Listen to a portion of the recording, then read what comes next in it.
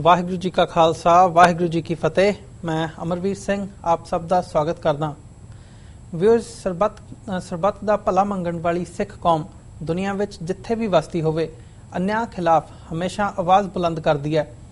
भारत विच दलितां ते दिनों दिन वध रहे हमलियां ते डूंगी चिंता प्रगट करदिआं अमरीकन गुरुद्वारा प्रबंधक कमेटी ने Tom Lantos human rights commission ਅਤੇ United States commission on international religious freedom ਨੂੰ दलितां खिलाफ हो रहे हमलिਆਂ ਤੇ ਕਾਰਵਾਈ ਕਰਨ ਦੀ ਅਪੀਲ ਕੀਤੀ ਹੈ।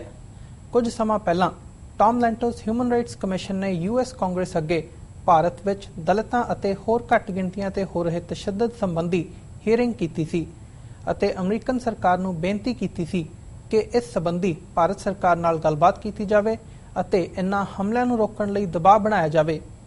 ਅੱਜ ਅਸੀਂ ਅਮਰੀਕਨ ਗੁਰਦੁਆਰਾ ਪ੍ਰਬੰਧਕ ਕਮੇਟੀ ਦੇ ਕੋਆਰਡੀਨੇਟਰ ਡਾਕਟਰ ਪ੍ਰਿਤਪਾਲ ਸਿੰਘ ਨਾਲ ਗੱਲਬਾਤ ਕਰਾਂਗੇ।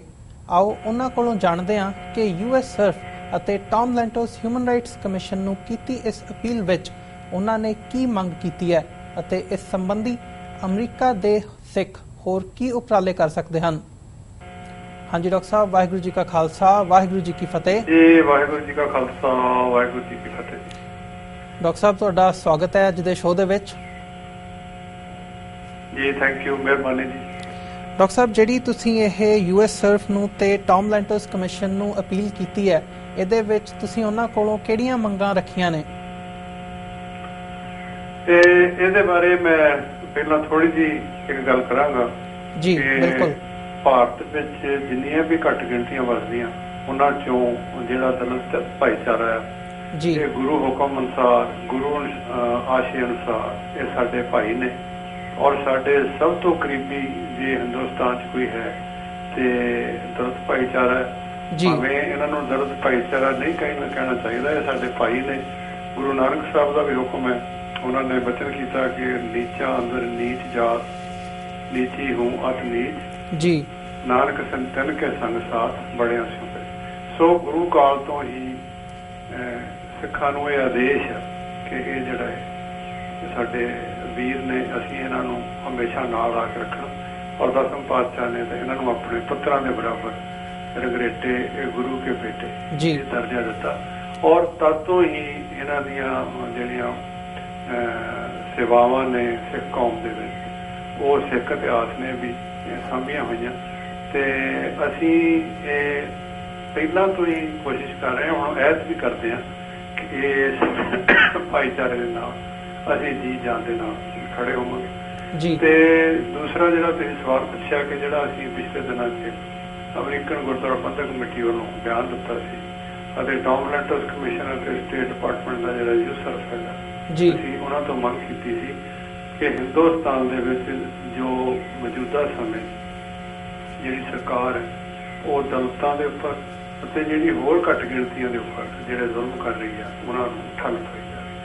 ਇਸੇ ਸਿਲਸਿਲੇ 'ਚ ਅਸੀਂ ਸਿੱਖ ਅਮਰੀਕਨ ਸਿੱਖ ਕੰਗਰੈਸ਼ਨਲ ਕਾਂਗਰਸ ਉਸਨੇ ਪਿਛਲੇ ਸਾਲ ਜੂਨ ਦੇ ਵਿੱਚ ਇੱਕ ਬਰੀਫਿੰਗ ਕਰਵਾਈ ਸੀ, ਜਿਹਦੇ ਵਿੱਚ ਟਾਮ ਲੈਂਟੋਸ ਕਮਿਸ਼ਨ ਨੂੰ ਇਹ ਬਰੀਫ ਕੀਤਾ ਸੀ ਕਿ ਹਿੰਦੁਸਤਾਨ 'ਚ ਜਿਹੜੇ ਘੱਟ ਗਿਣਤੀਆਂ ਨੇ ਉਹਨਾਂ ਦੇ ਕੀ ਹਾਲਾਤ। ਉਸੇ ਗੱਲ ਨੂੰ ਹੀ ਮੱਦੇਨਜ਼ਰ ਰੱਖਦੇ ਹੋਇਆ ਟਾਮ ਲੈਂਟੋਸ ਕਮਿਸ਼ਨ ਨੇ ਫਿਰ ਇਸ ਸਾਲ 7 ਜੂਨ ਨੂੰ ਮੋਦੀ ਪ੍ਰਾਈਮ ਮਿਨਿਸਟਰ ਜੋ ਮੋਦੀ ਨੇ ਉਹ ਉਸ ਦਿਨ ਅਮਰੀਕਾ 'ਚ ਸਨ ਅਤੇ ਐਟ ਦਾ ਸੇਮ ਟਾਈਮ ਉਹ ਪ੍ਰੈਜ਼ੀਡੈਂਟ ਓਬਾਮਾ ਨੂੰ ਮਿਲ ਰਹੇ ਸਨ ਤੇ ਇੱਧਰ ਜਿਹੜੇ ਕਾਂਗਰਸ ਦੇ ਗਲਿਆਰੇ ਆ ਉਹਨਾਂ ਦੇ ਵਿੱਚ ਉਸ ਇਸ਼ੂ ਤੇ ਹੀਅਰਿੰਗ ਹੋ ਰਹੀ ਸੀ। ਔਰ ਹੀਅਰਿੰਗ ਜਿਹੜੀ ਆ ਇੱਕ ਕਾਫੀ ਸੀਰੀਅਸ ਇਸ਼ੂ ਰਿਹਾ ਜਾਂਦਾ।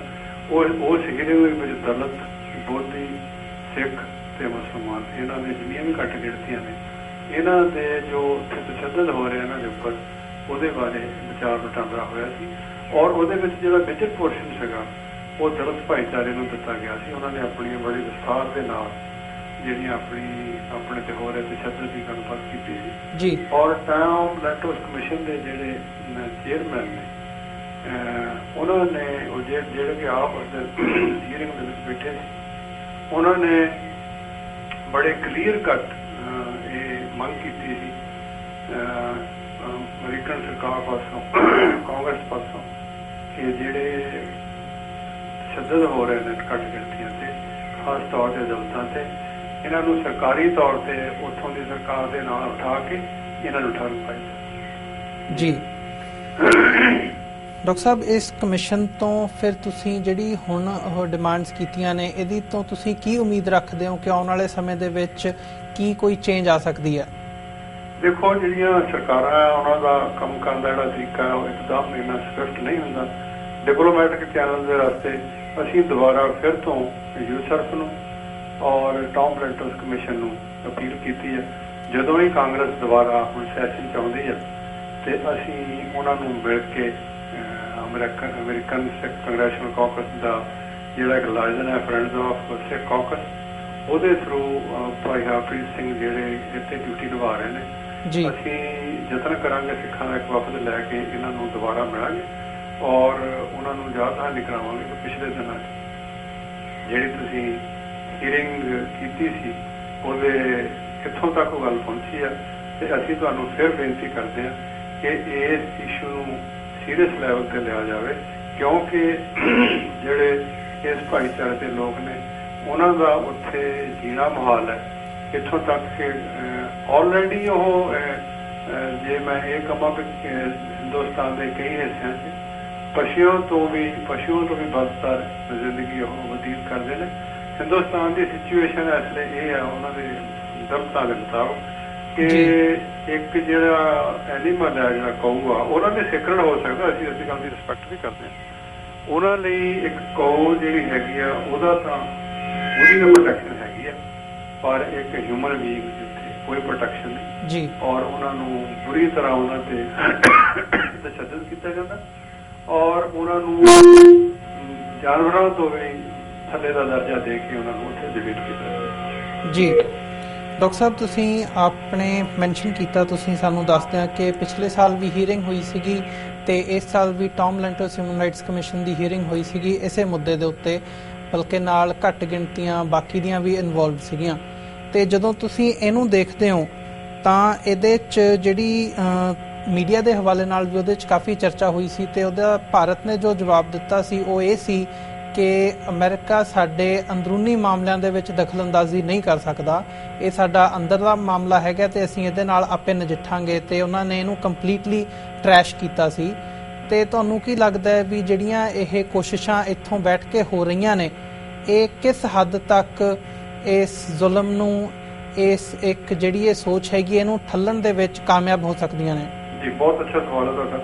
ਦੇਖੋ, ਇਹ ਠੀਕ ਹੈ ਕਿ ਉਹਨਾਂ ਨੇ ਇਹੀ ਜਵਾਬ ਦਿੱਤਾ ਸੀ, ਪਰ ਮੌਜੂਦਾ ਸਮੇਂ ਦੇ ਵਿੱਚ ਇੱਕ ਗਲੋਬਲ ਜਿਹੜੀ ਦੁਨੀਆ ਹੈ, ਗਲੋਬਲ ਵਿਲੇਜ ਦੇ ਤੌਰ ਤੇ ਔਰ ਇਹਨਾਂ ਗੱਲਾਂ ਦਾ ਜਿੱਥੇ ਉਹਨਾਂ ਦੀ ਇਹ ਗੱਲ ਜਵਾਬ ਦੇਣ ਤੋਂ ਜ਼ਾਹਰ ਹੁੰਦਾ ਕਿ ਉਹਨਾਂ ਨੂੰ ਇਸ ਗੱਲ ਦੀ ਕਿੰਨੀ ਪਰੇਸ਼ਾਨੀ ਜੀ, ਜਿਹੜੇ ਡਿਪਲੋਮੈਟਿਕ ਚੈਨਲ ਤੋਂ ਪਤਾ ਲੱਗਦਾ ਕਿ ਉਹਨਾਂ ਨੂੰ ਕਿੰਨੀ ਪਰੇਸ਼ਾਨੀ ਹੋਈ ਆ ਔਰ ਸਾਰੀ ਦੁਨੀਆ 'ਚ ਉਹ ਇਸ ਗੱਲ ਨੂੰ ਉਹਨਾਂ ਨੂੰ ਨੰਗੇ ਹੋਣਾ ਪਿਆ ਕਿ ਤੁਹਾਡੇ ਜਿਹੜੇ ਮਨੁੱਖੀ ਅਧਿਕਾਰ ਆ ਸਾਡੇ ਮੁਲਕ ਦੇ ਵਿੱਚ ਉਹ ਕਿਹੋ ਜਿਹੇ ਨੇ।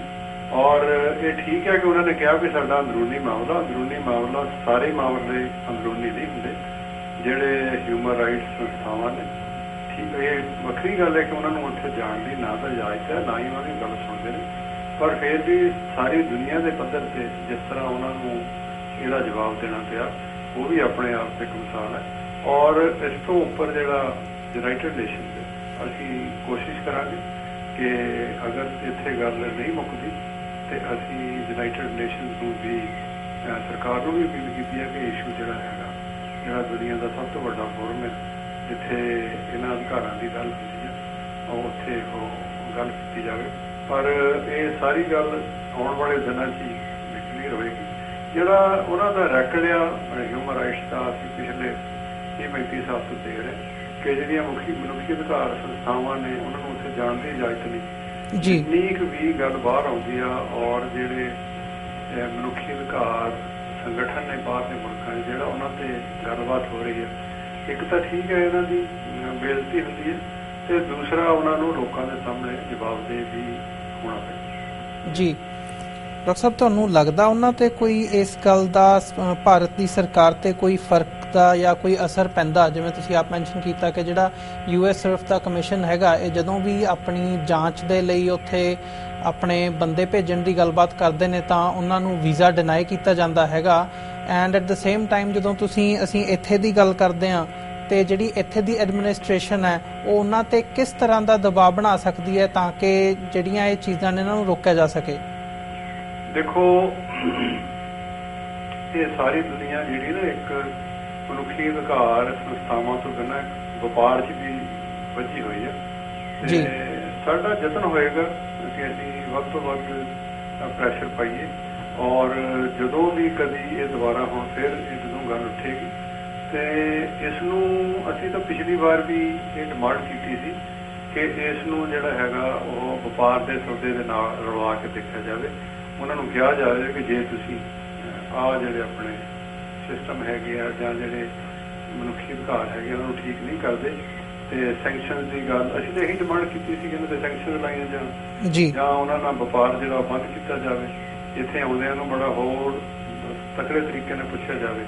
ਅਸੀਂ ਤਾਂ ਇਹ ਸਿਰਫ ਇੱਕ ਅਮਰੀਕਨ ਨਾਗਰਿਕ ਹੋਣ ਦੇ ਨਾਤੇ ਆਪਣੀਆਂ ਜਿਹੜੀਆਂ ਸੰਸਥਾਵਾਂ ਨੇ, ਸਿੱਖ ਕਾਂਗਰਸ ਆ ਜਾਂ ਜਿੰਨੀਆਂ ਵੀ ਸੰਸਥਾਵਾਂ ਹੋਰ ਨੇ, ਅਸੀਂ ਤਾਂ ਉਹਨਾਂ ਦੇ ਥਰੂ ਉਹਨਾਂ ਨੂੰ ਬੇਨਤੀ ਕਰ ਸਕਦੇ ਔਰ ਸਾਡਾ ਜਿਹੜਾ ਇਸ ਸਿਲਸਿਲੇ ਜਿਹੜੇ ਯਤਨ ਆ ਉਹ ਜਾਰੀ ਕਰ। ਜੀ doctor Sahib, as a Sikh diaspora ਤੁਸੀਂ US ਕੈਨੇਡਾ ਦੇ ਵਿੱਚ ਵੀ ਤੁਹਾਡੇ ਲਿੰਕਸ ਹੈਗੇ ਆ, ਤੁਸੀਂ ਵਿਚਰਦੇ ਹੋ। ਜਿਹੜੀਆਂ ਇੱਥੇ ਜਦੋਂ ਤੁਸੀਂ ਦਲਿਤ ਭਾਈਚਾਰੇ ਦੀ ਗੱਲ ਕਰ ਰਹੇ ਹੋ ਤਾਂ ਇੱਥੇ ਦਲਿਤ ਭਾਈਚਾਰੇ ਦੇ ਡਾਇਸਪੋਰਾ ਦੇ ਵਿੱਚ ਵੀ ਬੰਦੇ ਬੈਠੇ ਨੇ, ਤੁਸੀਂ ਉਹਨਾਂ ਨਾਲ ਕੋਈ ਲੀਜ਼ਨ ਬਣਾ ਕੇ, ਕੋਈ ਸਾਂਝ ਬਣਾ ਕੇ, ਕੋਈ ਪ੍ਰੈਸ਼ਰ ਪਾਉਣ ਦੀ ਕੋਈ ਅੱਗੇ ਵਿਉਂਤਬੰਦੀ ਇੱਥੇ ਦੇ ਐਡਮਿਨਿਸਟ੍ਰੇਸ਼ਨ ਦੇ ਵਿੱਚ ਜਾਂ ਉੱਥੇ ਉਹਨੂੰ ਕਿਵੇਂ ਇਫੈਕਟ ਕੀਤਾ ਜਾ ਸਕਦਾ, ਉਹਦੇ ਤੇ ਤੁਸੀਂ ਕੋਈ ਕੰਮ ਕਰ ਰਹੇ ਹੋ? ਜੀ ਬਿਲਕੁਲ ਜੀ, ਸਾਡੇ ਜਿਹੜੇ ਫਰੈਂਡਸ ਆਫ ਸਿੱਖ ਕਾਂਗਰਸ ਵੱਲੋਂ ਭਾਈ ਹਰਪ੍ਰੀਤ ਸਿੰਘ ਸੰਧੂ ਉਹ ਇਹਨਾਂ ਨਾਲ ਇਨ ਟੱਚ ਨੇ। ਜਿਹੜਾ ਇਹਨਾਂ ਦਾ ਆਫਿਸ ਵਾਸ਼ਿੰਗਟਨ DC ਹੈ, ਜਿਹੜੇ ਉਸ ਸੀਰੀਜ਼ ਲੋਕ ਵਿਚਰਦੇ ਨੇ ਉੱਥੋਂ ਹੀ ਇੱਕ ਇਹਨਾਂ ਦਾ ਓਕਲੈਂਡ ਤੋਂ ਇਹ ਆਪਰੇਟ ਕਰਦੇ ਨੇ। ਉਹਨਾਂ ਦੇ ਨਾਲ ਅਸੀਂ ਲਗਾਤਾਰ ਭਾਈ ਹਰਪ੍ਰੀਤ ਸਿੰਘ ਸੰਧੂ ਉਹਨਾਂ ਨਾਲ ਲਗਾਤਾਰ ਸੰਪਰਕ ਵਿੱਚ ਨੇ ਔਰ ਅਸੀਂ ਆਉਣ ਵਾਲੇ ਦਿਨਾਂ 'ਚ ਜਿਹੜੀ ਦੁਬਾਰਾ ਅਸੀਂ ਮੀਟਿੰਗ ਕਰਨੀ ਹੈ ਜਾਂ ਕਾਂਗਰਸ ਨੂੰ ਜਿਹੜਾ ਅਪਰੋਚ ਕਰਨਾ, ਅਸੀਂ ਇਹ ਸੋਚ ਰਹੇ ਹਾਂ, ਕਾਂਗਰੈਸ਼ਨਲ ਕਾਕਸ ਨੂੰ ਜਿਹੜਾ ਅਸੀਂ ਅਪਰੋਚ ਕਰਨਾ, ਅਸੀਂ ਸੋਚ ਰਹੇ ਹਾਂ ਕਿ ਇਹ ਇਕੱਠੇ ਹੋ ਕੇ ਇਹਨਾਂ ਦੇ ਨਾਲ ਰਲ ਕੇ ਉਹ ਸਾਰਾ ਕਾਜ ਕੀਤਾ। ਜੀ ਡਾਕਟਰ ਸਾਹਿਬ, ਅਸੀਂ ਇੰਟਰਨੈਸ਼ਨਲ ਪ੍ਰੈਸ਼ਰ ਦੀ ਗੱਲ ਕੀਤੀ ਹੈ ਕਿ ਉਹ ਬਿਲਡਅਪ ਕਰਨ ਦੀ ਤੁਸੀਂ ਕੋਸ਼ਿਸ਼ ਕਰ ਰਹੇ ਹੋ। ਜਦੋਂ ਅਸੀਂ ਇੰਡੀਆ ਦੇ ਵਿੱਚ ਹੀ ਦੇਖਦੇ ਹਾਂ ਕਿ ਜਿਹੜਾ ਕਸ਼ਮੀਰ ਮਸਲਾ ਹੈਗਾ ਉਹ ਪਿਛਲੇ ਲੰਬੇ ਸਮੇਂ ਤੋਂ ਇਹਦੇ ਵਿੱਚ ਰਿਹਾ ਤੇ ਈਵਨ ਯੂਨਾਈਟਿਡ ਨੇਸ਼ਨਸ ਦੇ ਰੈਜ਼ੋਲੂਸ਼ਨਸ ਵੀ ਉਹਦੇ ਤੇ ਆਏ ਨੇ। ਜਦੋਂ ਅਸੀਂ ਉਹਦੇ ਤੇ ਦੇਖਦੇ ਹਾਂ ਤਾਂ ਕਾਫੀ ਇੱਕ ਪਾਕਿਸਤਾਨ ਦੇ ਹਵਾਲੇ ਨਾਲ ਵੀ ਤੇ ਉੱਦਾਂ ਵੀ ਇੰਟਰਨੈਸ਼ਨਲ ਪ੍ਰੈਸ਼ਰ ਹਿਊਮਨ ਰਾਈਟਸ ਦੇ ਹਵਾਲੇ ਨਾਲ ਕਾਫੀ ਹੈਗਾ ਇੰਡੀਆ ਦੇ ਉੱਪਰ ਕਸ਼ਮੀਰ ਦੇ ਵਿੱਚ। ਪਰ ਜਦੋਂ ਅਸੀਂ ਉੱਧਰ ਨੂੰ ਦੇਖਦੇ ਹਾਂ ਤਾਂ still there is no solution for that. ਤੇ ਜਿਹੜੀ ਕਸ਼ਮੀਰ ਦੇ ਵਿੱਚ ਮੁਸਲਮਾਨਾਂ ਦਾ ਸੰਘਰਸ਼ ਹੈਗਾ ਤੇ ਬਾਕੀ ਭਾਰਤ ਦੇ ਵਿੱਚ ਹੋਰ ਘੱਟ ਗਿਣਤੀਆਂ ਦੇ ਨਾਲ ਦਲਿਤਾਂ ਦਾ ਸੰਘਰਸ਼ ਆ, ਇਨ ਕੰਪੈਰੀਜ਼ਨ ਤੁਸੀਂ ਇਹਨੂੰ ਕਿਵੇਂ ਦੇਖਦੇ ਹੋ ਕਿ ਇਹ ਸਿਚੁਏਸ਼ਨ ਕਿਵੇਂ ਹੱਲ ਕੀਤੀ ਜਾ ਸਕਦੀ ਹੈ ਜਿਹੜੀ ਕਿ ਕਸ਼ਮੀਰ ਦੇ ਹਵਾਲੇ ਨਾਲ ਇੱਕ ਨੋ ਐਂਡ ਦਿਖ ਰਿਹਾ ਸਾਨੂੰ? ਦੇਖੋ, ਜਿਹੜਾ ਕਸ਼ਮੀਰ ਦਾ ਇਸ਼ੂ ਹੈ ਨਾ ਜੀ, ਉਹ ਬਾਕੀ ਹਿੰਦੁਸਤਾਨ 'ਚ ਜਿੰਨੀਆਂ ਵੀ ਮੂਵਮੈਂਟਸ ਚੱਲ ਰਹੀਆਂ, ਉਹ ਸਿੱਖਾਂ ਦੀ ਮੂਵਮੈਂਟ ਹੋਵੇ, ਦਲਿਤਾਂ ਦੀ ਮੂਵਮੈਂਟ ਹੋਵੇ ਜਾਂ ਜਿਹੜੇ ਗੁਜਰਾਤ ਦੇ ਵਿੱਚ ਜਿਹੜੀ ਮੂਵਮੈਂਟਾਂ ਚੱਲ ਰਹੀਆਂ ਜੀ, ਇਹ ਸਾਰੀਆਂ ਇੱਕ ਤਰ੍ਹਾਂ ਦੀਆਂ ਮੂਵਮੈਂਟਸ ਨਹੀਂ ਹੈਗੀਆਂ। ਜਿਹੜੀ ਕਸ਼ਮੀਰ ਦੀ ਮੂਵਮੈਂਟ ਆ ਉਹ ਆਲਰੇਡੀ ਕਾਫੀ ਇੰਟਰਨੈਸ਼ਨਲਾਈਜ਼ ਹੋ ਚੁੱਕੀ ਆ ਔਰ UN ਦੇ ਫੋਰਮ ਤੇ ਉਹ ਪਹਿਲਾਂ ਤੋਂ ਹੀ ਗਈ ਹੋਈ ਆ। ਹਾਂ, ਠੀਕ ਹੈ ਕਿ ਹਿੰਦੁਸਤਾਨ ਦਾ ਉਹਦੇ 'ਤੇ ਬਹੁਤ ਵੱਡਾ ਪ੍ਰਭਾਵ ਹੋਣ ਦੇ ਕਰਕੇ ਜਿਹੜੀ ਉੱਥੇ ਸੁਣਵਾਈ ਨਹੀਂ ਹੋ ਰਹੀ, ਪਰ ਕਿਉਂਕਿ ਪਾਕਿਸਤਾਨ ਵੀ ਉਹਦੇ ਵਿੱਚ ਪਾਰਟੀ ਹੈ, ਇਸ ਕਰਕੇ ਪਾਕਿਸਤਾਨ ਵੱਲੋਂ ਹਮੇਸ਼ਾ ਹੀ ਉਸ ਜਿਹੜੀ ਕਸ਼ਮੀਰ ਦੀ ਮੂਵਮੈਂਟ ਆ ਉਹਦਾ ਸਾਥ ਦਿੱਤਾ ਜਾਂਦਾ। ਜਿਹੜੀ ਦਲਿਤ ਮੂਵਮੈਂਟ ਆ ਇਹ ਕੋਈ ਸੈਪਰੇਟਿਸਟ ਮੂਵਮੈਂਟ ਨਹੀਂ ਹੈਗੀ। ਇਹ ਵਿਦਨ ਦਾ ਸਟਰਕਚਰ ਜਿਹੜੇ ਉਹਨਾਂ ਦੇ ਰਾਈਟਸ ਹੈਗੇ ਆ ਉਹਨਾਂ ਦੀ ਉਹ ਗੱਲ ਕਰਦੀ ਹੈ ਤਾਂ ਕਿ ਜਿਹੜੇ ਉਹਨਾਂ ਨੂੰ ਇੱਕ ਮਨੁੱਖ ਹੋਣ ਦਾ, ਹਿੰਦੁਸਤਾਨੀ ਹੋਣ ਦਾ, ਉਸ ਮੁਲਕ ਦੇ ਵਾਸੀ ਹੋਣ ਦਾ, ਬਰਾਬਰ ਦੇ ਸ਼ਹਿਰੀ ਦਾ ਜਿਹੜਾ ਦਰਜਾ ਉਹ ਦਿੱਤਾ ਜਾਵੇ। ਔਰ ਉਸ ਸਿਚੁਏਸ਼ਨ ਦੇ ਵਿੱਚ ਜਿੰਨੀਆਂ ਵੀ ਮੂਵਮੈਂਟਸ ਉੱਥੇ ਚੱਲਦੀਆਂ ਐਜ਼ ਏ ਸਿੱਖ ਅਸੀਂ ਉਹਨਾਂ ਦੇ ਨਾਲ ਖੜੇ ਹਾਂ ਔਰ ਸਿੱਖ ਹੋਣ ਦੇ ਨਾਤੇ ਸਾਡੇ ਗੁਰੂ ਦਾ ਆਦੇਸ਼ ਹੈ ਕਿ ਹਰ ਉਸ ਲੋੜਵੰਦ ਦੀ ਜਿਹੜਾ ਕਿਸੇ ਵੀ ਮੁਸ਼ਕਲ ਵਿੱਚ ਉਹਦੀ ਮਦਦ ਕੀਤੀ ਜਾਵੇ ਔਰ ਉਸੇ ਆਸ਼ੇ ਦੇ ਅਨੁਸਾਰ ਹੀ ਅਸੀਂ ਦਲਿਤਾਂ ਦੀ, ਕਸ਼ਮੀਰੀਆਂ ਦੀ ਜਾਂ ਜਿਹੜੀਆਂ ਹੋਰ ਵੀ ਕੋਈ ਜਾਤੀ ਪਸੰਦ ਜਿਹੜੀਆਂ ਉੱਥੇ ਮੂਵਮੈਂਟ ਚੱਲ ਰਹੀਆਂ, ਅਸੀਂ ਸਾਰਿਆਂ ਦਾ ਹਮਦਰਦੀ ਪ੍ਰਗਟ ਕਰਦੇ ਹਾਂ ਔਰ ਸਾਰਿਆਂ ਦੇ ਅਸੀਂ ਯਤਨ ਕਰਾਂਗੇ ਕਿ ਅਸੀਂ ਉਹਨਾਂ ਦੇ ਨਾਲ ਖੜੇ ਹੋਈਏ। ਜੀ ਡਾਕਟਰ ਸਾਹਿਬ, ਕਸ਼ਮੀਰ ਦੇ ਹਵਾਲੇ ਨਾਲ ਵੀ ਤੁਹਾਡੇ ਵੱਲੋਂ ਕੋਈ ਉਪਰਾਲਾ ਕੀਤਾ ਜਾ ਰਿਹਾ ਇੱਦਾਂ ਦਾ, ਜਿਵੇਂ ਤੁਸੀਂ ਦਲਿਤ ਭਾਈਚਾਰੇ ਦੇ ਹਵਾਲੇ ਨਾਲ US ਐਡਮਿਨਿਸਟ੍ਰੇਸ਼ਨ ਤੱਕ ਪਹੁੰਚ ਕੀਤੀ ਹੈ? ਨਾਟ ਰੀਅਲੀ ਸਿੱਧਾ ਨਹੀਂ ਹੈ ਕੋਈ, ਪਰ ਅਸੀਂ ਉਹ ਇੱਕ ਬੜੀ ਲੈਜੀਟੀਮੇਟ ਮੂਵਮੈਂਟ ਹੈ ਉਹਨਾਂ ਦੀ। ਉਹਨਾਂ ਨੂੰ UNO ਨੇ ਮਤਲਬ ਕਿਹਾ ਹੋਇਆ ਕਿ ਅਸੀਂ ਇਹਦੇ ਤੇ ਜਿਹੜੀ ਹੈਗੀ ਰਾਇਸ਼ੁਮਾਰੀ ਕਰਾਵਾਂਗੇ ਜੀ। ਇਹ ਕਸ਼ਮੀਰੀਆਂ ਦੀ ਇੱਕ ਬੜੀ ਪੱਕੀ ਮੰਗ ਹੈ ਤੇ ਇਸ ਦਾ ਜਿਹੜਾ ਫੈਸਲਾ ਹੈਗਾ ਉਹ ਕਸ਼ਮੀਰੀਆਂ ਨੇ ਖੁਦ ਹੀ ਤੈਅ ਕਰਨਾ ਕਿ ਉਹਨਾਂ ਨੇ ਹਿੰਦੁਸਤਾਨ 'ਚ ਰਹਿਣਾ, ਅਲੱਗ ਰਹਿਣਾ, ਜਾਂ ਕਿ ਉਹਨਾਂ ਨੇ ਪਾਕਿਸਤਾਨ 'ਚ ਜਾਣਾ। ਇਹ ਕਸ਼ਮੀਰੀਆਂ ਦੇ ਉੱਪਰ ਹੀ ਨਿਰਭਰ ਕਰਦਾ, ਪਰ ਅਸੀਂ ਉਹਨਾਂ ਦੇ ਇਸ ਜਿਹੜੀ ਮੂਵਮੈਂਟ ਹੈ ਉਹਦੀ ਅਸੀਂ ਹਮਾਇਤ ਕਰਦੇ ਜੀ। ਡਾਕਟਰ ਸਾਹਿਬ, ਤੁਸੀਂ ਮੈਂਸ਼ਨ ਕੀਤਾ ਹੈਗਾ ਕਿ ਜਿਹੜੀ ਦਲਿਤਾਂ ਦੀ ਮੂਵਮੈਂਟ ਹੈਗੀ ਆ ਜਾਂ ਹੋਰ ਜਿਹੜੀਆਂ ਨਾਗਾਲੈਂਡ ਦੀਆਂ ਜਾਂ ਕਸ਼ਮੀਰ ਦੀਆਂ ਮੂਵਮੈਂਟਸ ਨੇ, ਇਹ ਡਿਫਰੈਂਟ ਨੇਗੀਆਂ ਐਜ਼ ਫਾਰ ਐਜ਼ ਜਿੱਥੇ ਕਿ ਉਹ ਸੈਪਰੇਟ ਹੋਣਾ ਚਾਹੁੰਦੇ ਆ ਤੇ ਦਲਿਤ ਭਾਈਚਾਰਾ ਹੈਗਾ ਉਹ ਵਿਦਨ ਇੰਡੀਅਨ ਕਨਸਟੀਟਿਊਸ਼ਨ ਤੇ ਵਿਦਨ ਰਹਿ ਕੇ ਆਪਣੀ ਲੜਾਈ ਲੜਨਾ ਚਾਹੁੰਦਾ।